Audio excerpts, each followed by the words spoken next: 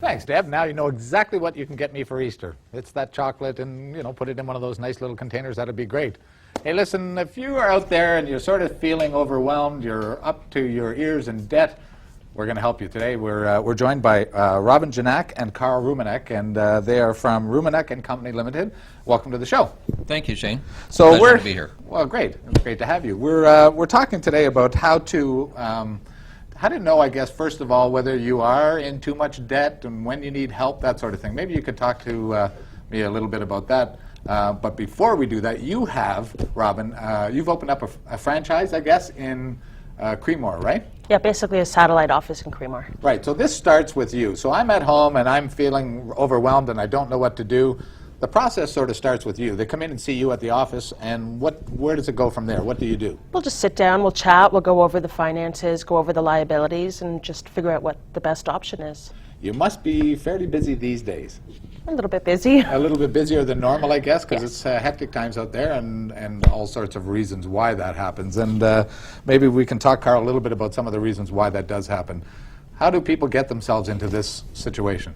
Well, the origin of debt is really a combination of many different things. You could be working for an employer. The employer goes out of business, which is happening all over in the auto industry now, to something more simplistic in terms of the fact that you have a addiction to something which costs money, and the addiction could be drugs, alcohol, gambling, shopaholic, whatever. And those things increase too, I think, during tough economic times. Certainly the gambling does, because people are looking for a way out, right? Absolutely. Everybody's trying to get the extra money that they need to pay off the bills that they got from the addiction in the first place. Right, exactly.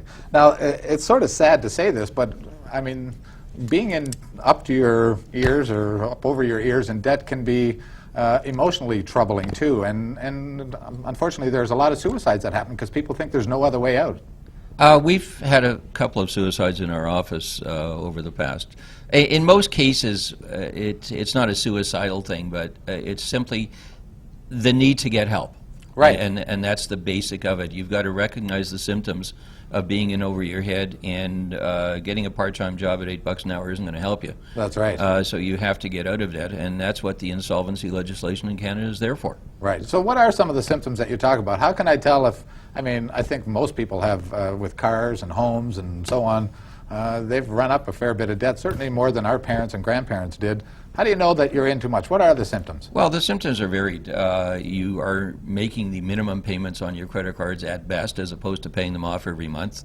A lot of people seem to take cash advances on one card and use it to pay the minimum payments on another card, or you're simply not making payments at all. I have a number of people where, when we're talking to them at the beginning, and you say, who do you owe money to? Well, I owe money on this Visa or that MasterCard, and how much do you owe? And they haven't a clue because they haven't opened the envelopes in the last year. Well, that's the way it gets, I guess. I mean, they're not answering their telephones, they're not opening their mail, and I guess they're figuring it's just going to go away on its own. Which is what they're hoping for, but it really doesn't. But there's a huge stress value. Right. Who would your typical client be coming in? Is there a typical client? Not really a typical, although there is cyclical things. Last year we saw a lot of cab drivers and truckers.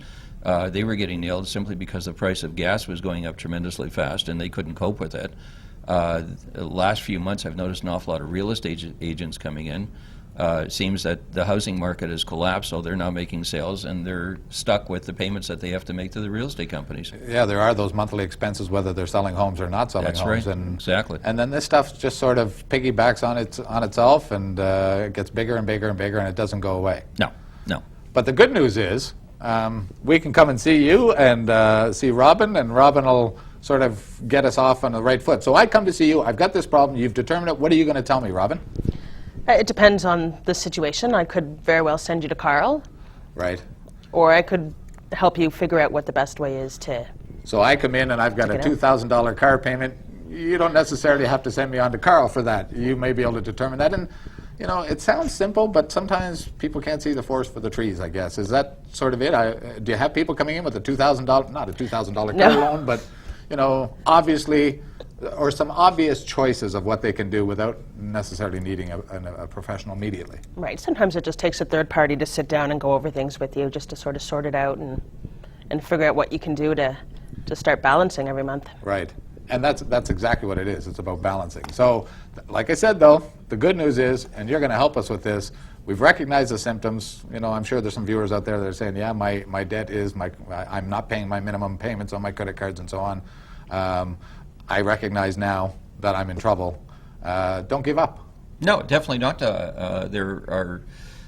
Bankruptcy obviously is the last approach you want to go to, but what we're seeing most often now is an attempt to pay your bills by simply making a minimum payment every month. Perfect. That's a start, and we're going to give you more information on what you can do, so don't give up.